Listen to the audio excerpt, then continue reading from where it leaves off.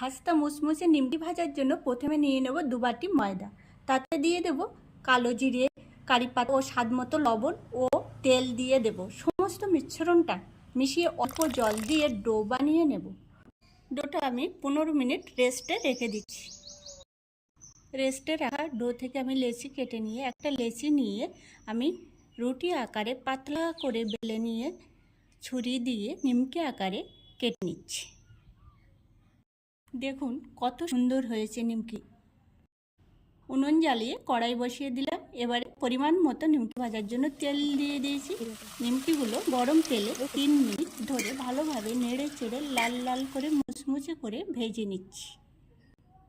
ভেজে নিয়ে আমি একটা পাত্রে সব নিমকিগুলো তুলে নিচ্ছি। দেখুন কত সুন্দর হয়েছে।